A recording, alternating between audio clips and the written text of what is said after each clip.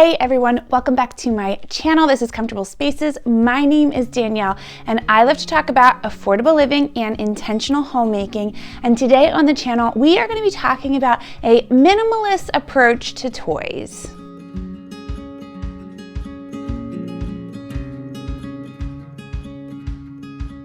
Okay, so when I say minimalist, I want to be clear that I am not a minimalist like in particular.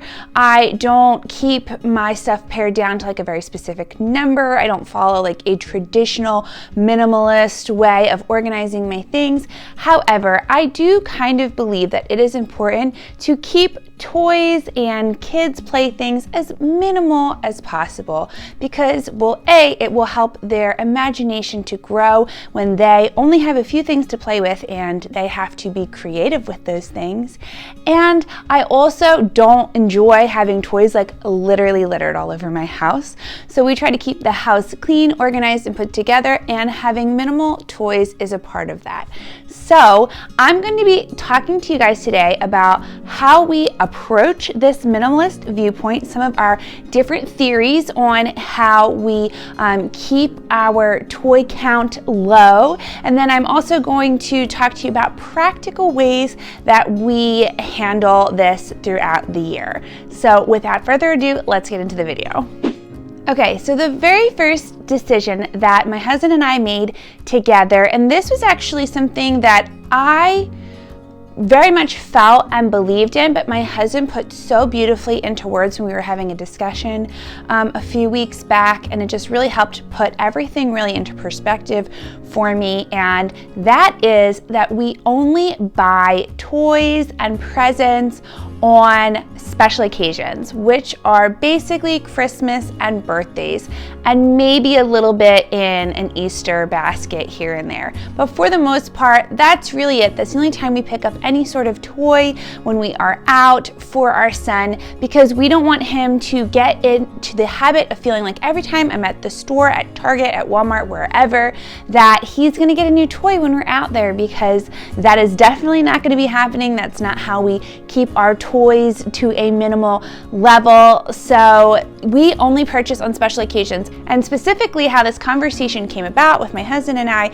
is that a few weeks ago I saw a basketball net at Once Upon a Child, and my son has been asking for a basketball net for months now. Like, he's not very verbal yet, he's only 1 year old, but he points to every basketball net that we walk past and gets super excited and starts clapping his hands. We absolutely know he wants one. He has a little toy basketball and he plays with that all of the time, and we know that that's what he wants. And I saw one at Once Upon a Child that was in great condition for a very low price. And I said to my husband, I was thinking about picking this up for him, but I know we talked about, sharing that as a possible Christmas present for him in a few months. And he was like, well, how do we want to approach this in the future? Do we want to just give our kids gifts whenever we see them, or do we want to make gifts a special occasions thing? And I totally agreed with him on that we wanted to make gifts a special occasions thing. So I did not pick up the basketball net, and he will still be getting one for Christmas. We're going to ask for it from one of the grandparents for Christmas, but that is not something that I just want to be purchasing for him randomly on a day when we were out getting him new clothes, which was something that he needed. This was something that he wanted, so that comes with a special occasion tag to it, not an everyday purchase. So the next more practical thing that we're going to be doing consistently as we move forward is a very large toy clean out every Christmas and birthday, like before every Christmas and birthday, to kind of get either his room or the downstairs space ready for more toys to be added to that space. So basically, if he has not played with it in 6 months to a year, it is going into a clean out pile. There are only a few toys that my son really favors to begin with, that he really enjoys. So I know what toys he likes, what toys he's grown out of. So we are going to be decluttering in multiple different ways. One of those ways is giving to Goodwill or to Once Upon a Child. Another way is to just hand them off to a friend who has a child that's a little bit younger than us or might be more interested in the toy. And then the third is we're actually collecting all of his infant baby toys right now that we're going to put into a small toy basket for our next son, who's going to be born in February, so that those toys can now entertain our younger child, and the toys that are not age appropriate anymore for Fitz won't be in his pile anymore, so his pile will actually get smaller.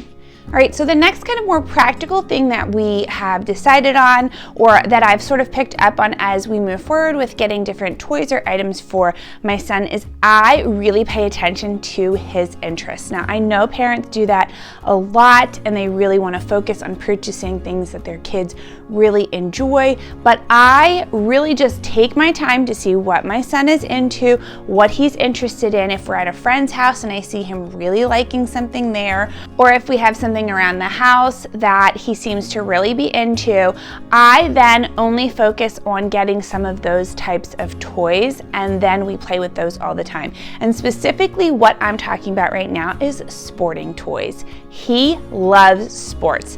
He loves to throw. He loves to play golf. He just really enjoys any sort of sport toys. He has a basketball, a soccer ball, a baseball set. He has a golf club set with the balls, and that is honestly what he plays with about 80% of the time.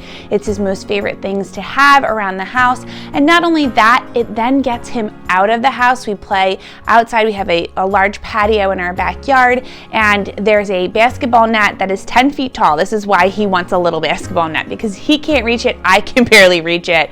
It came with our house. It's rusted. It's old. I don't know if we're going to keep it for much longer, but we want to get him a basketball net his size, but he will be out there for hours just playing with all of the different sports balls. So I made sure that that was something that we got for him, because that is something that he really gets a lot of time and enjoyment out of. And he doesn't need a whole lot of space to keep those few items. He just has them in one basket upstairs in our living room, and then we bring them outside whenever we go outside to play. We don't have multiples of toys, so it's not like he has an indoor basketball and an outdoor basketball. He has one basketball that he plays with in both locations, and if it ever gets dirty, we just make sure to clean it off before we bring it back inside.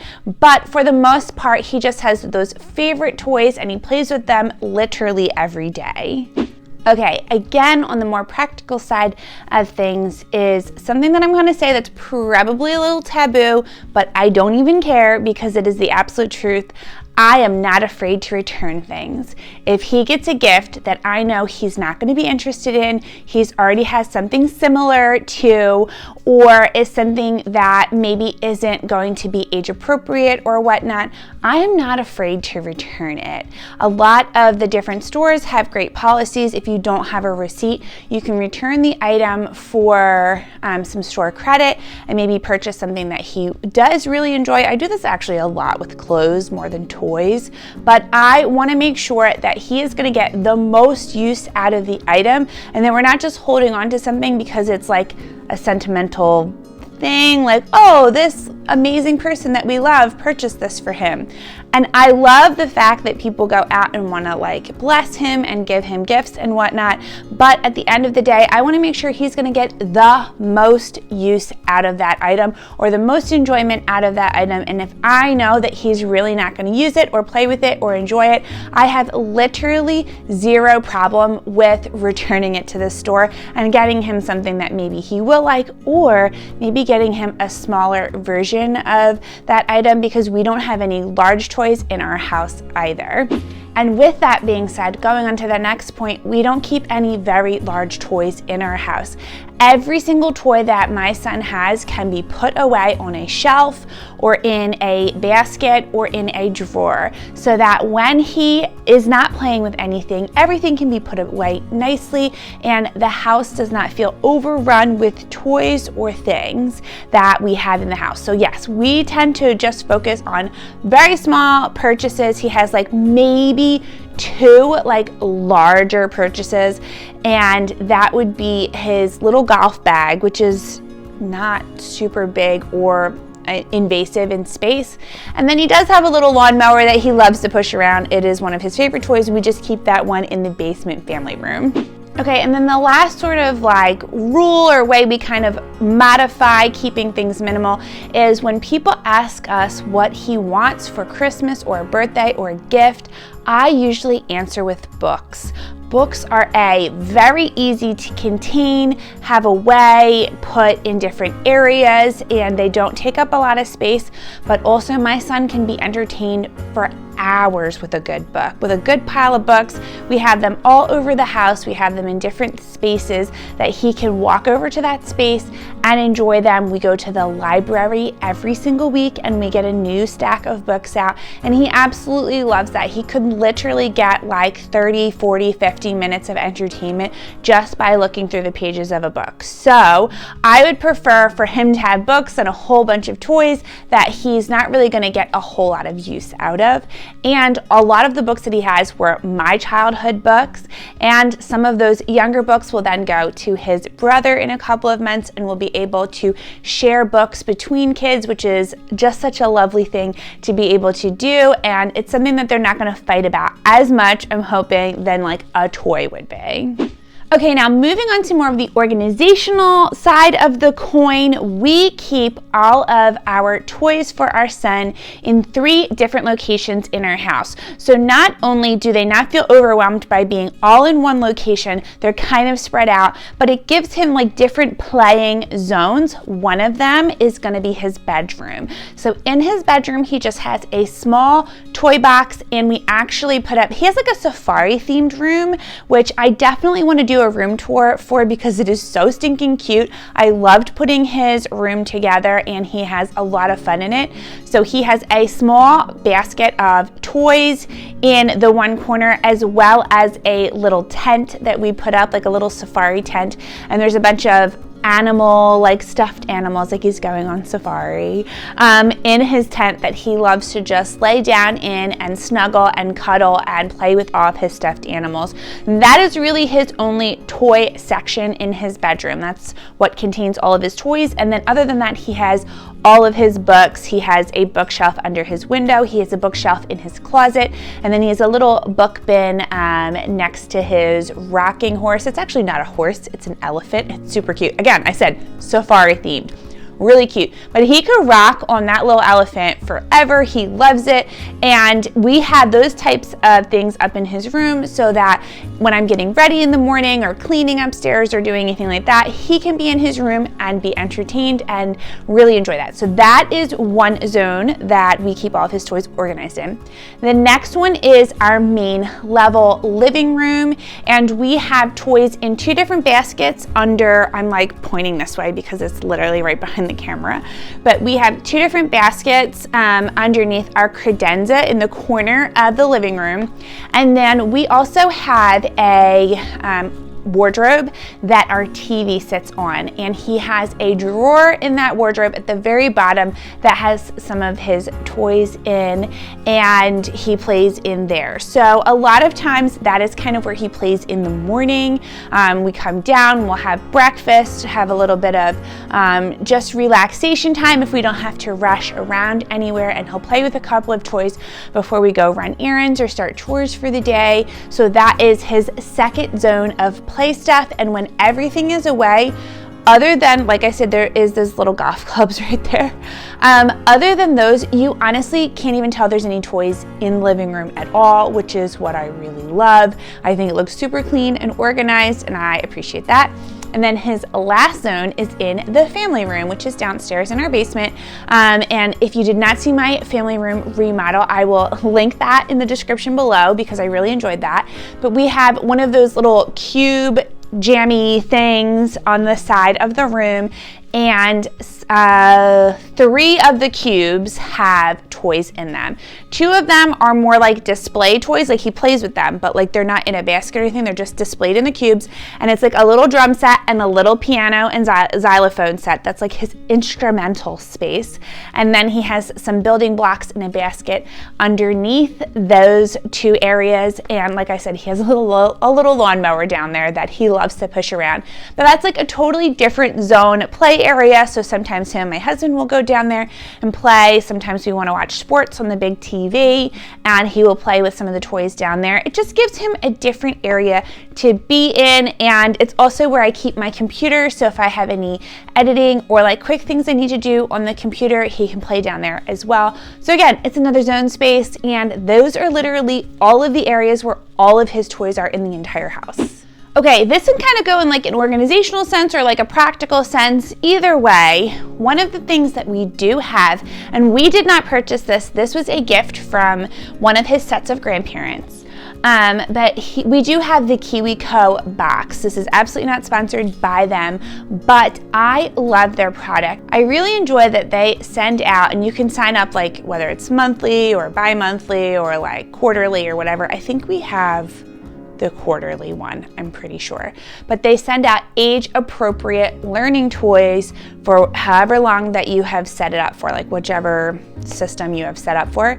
Like I said, I believe ours is quarterly. He gets a box like every 3 months, I believe. And it comes with usually 2 books, and then like 3 learning toys. They're all small. A lot of them are wooden, and they are helpful in building imagination and being able to learn different skills, being able to figure out how different things work. And I really appreciate that as a toy set, because he's not just playing with whatever the favorite cartoon toy is at the moment. It's actually helping him learn and develop all of his life skills as well. So we do have those, and like I said, I don't know if that's really a practical tip or an organizational tip, but instead of getting him toys like regularly or anything like that, he does get these crates in the mail like 4 times a year, I believe, and he gets a lot of learning play out of those. So I really enjoy that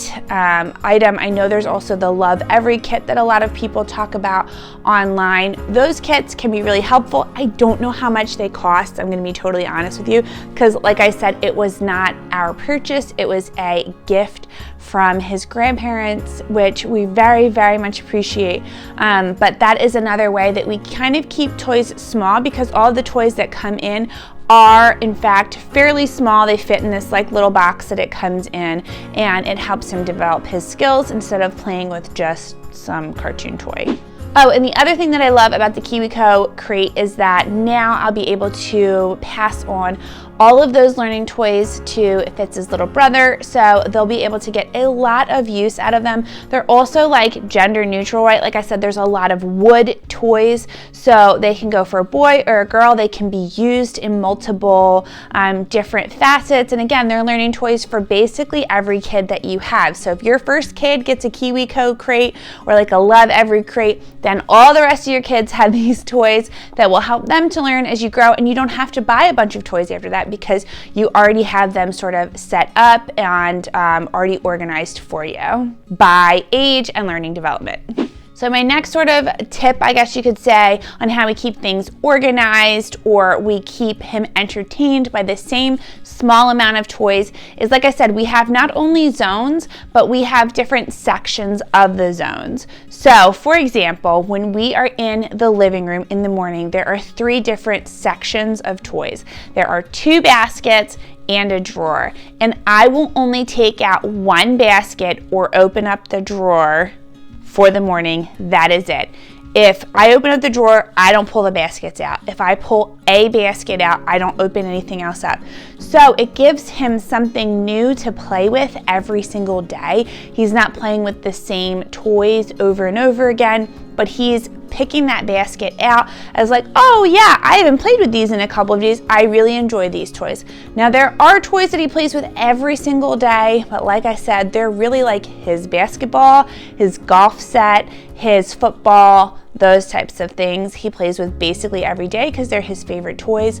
But when he's looking for a little bit more entertainment, we'll pull out one of those baskets, and the different baskets have books and toys in them. They're kind of organized by category, so we have some of his KiwiCo stuff in one of the baskets.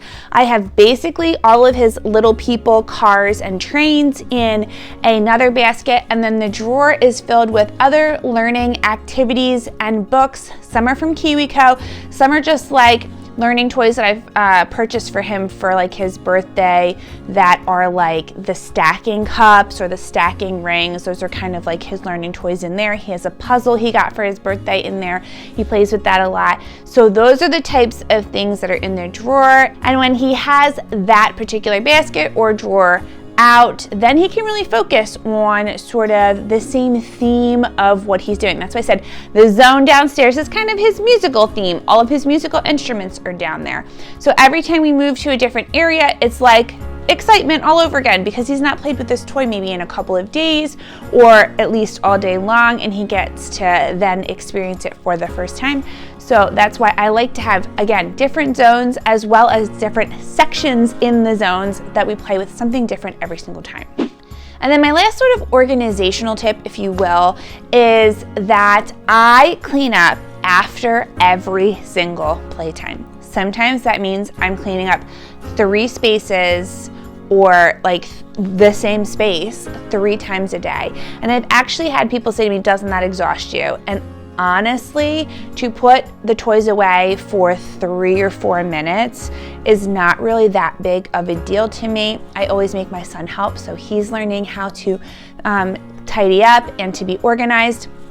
But more so, on top of all of that, then everything is reset for the next time he comes down. So if we've played with some toys in the living room in the morning, then we clean everything up, we put everything away, and when he comes down after his nap, it's like a clean slate. Like he almost it's like a reset in his brain, like, oh my gosh, I haven't seen these toys or played with them in forever, even though he just played with them a couple of hours ago.